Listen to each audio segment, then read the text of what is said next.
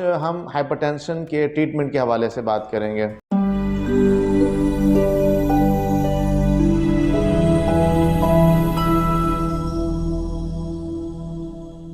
जी अस्सलाम वालेकुम, I am doctor Hafiz Mohammad Waqas. Last video में हमने हाइपरटेंशन के हवाले से बात की थी और उसमें हमने देखा था कि हाइपरटेंशन क्या है, उसकी वजूहात क्या हैं। आज हम हाइपरटेंशन के ट्रीटमेंट के हवाले से बात करेंगे।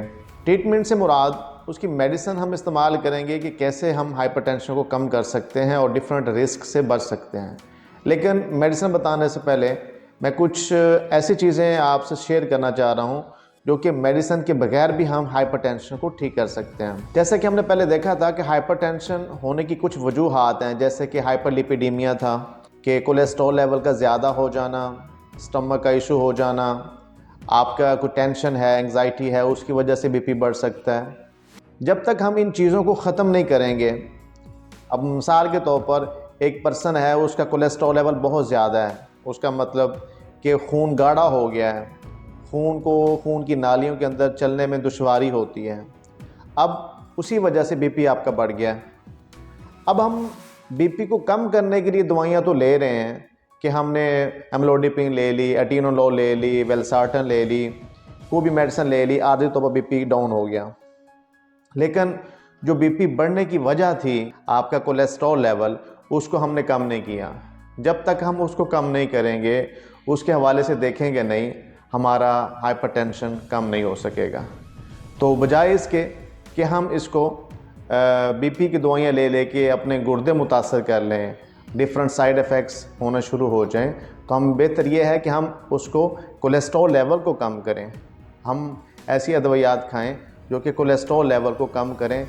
कल को ना आपका कोलेस्ट्रॉल लेवल ज़्यादा होगा और ना ही आपका जो बीपी है वो ज़्यादा होगा। तो सेकंड ये है कि अगर आपको हाइपरटेंशन किसी एंग्जाइटी की वजह से बन रहा है, तो जब तक आप एंग्जाइटी को ख़त्म नहीं करेंगे, उसके जो वजूहात हैं उसको ख़त्म नहीं करेंगे, आपका जो हाई ब्लड प्रेशर है, हाइपरटेंशन है, वो कम नहीं होगा।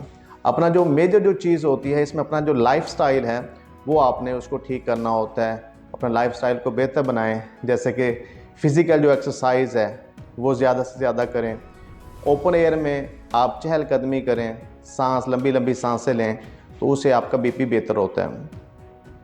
अब हम बात करते हैं मेडिसिन इसमें कौन कौन सी यूज़ करते हैं। हमें ये पता था कि एक नॉर्मल पर्सन का 120/80 mmHg जो नॉर्मल बीपी होता है, जब इससे बढ़ता है और 139/89 के करीब जाता है तो हम इसको बोलते हैं प्री हाइपरटेंशन। और जब वो 140/90 या इससे बढ़ता है तो हमें पता लग जाता है कि ये हाइपरटेंशन है। उस वक़्त हमें मेडिसिन यूज़ करना ज़रूरी हो जाती है। लेकिन मैंने पहले ये भी आपको कहा था कि बीपी बढ़ने की जो वजह है उसको मालूम करना भी ज़रूरी है। मिसाल के तौर पर आपने कोई किसी किस्म की कोई और मेडिसिन खाई हुई है, या आपको कोई और मसला है, आपने खुराक ऐसी खा ली है, या आपने एक्सरसाइज की हुई है, तो उस वक्त आप बीपी चेक करेंगे तो बीपी आपका बढ़ा हुआ मालूम होगा आपको। 3 दिन कंसेक्टिवली आप सुबह शाम बीपी मॉनिटर करें, फिर आप एवरेज निकालें कि मेरा बीपी कहाँ पे खड़ा हुआ है। अगर उस वक्त भी आपका बीपी ज़्यादा होता है, देन आपको मेडिसिन यूज़ करने की ज़रूरत है।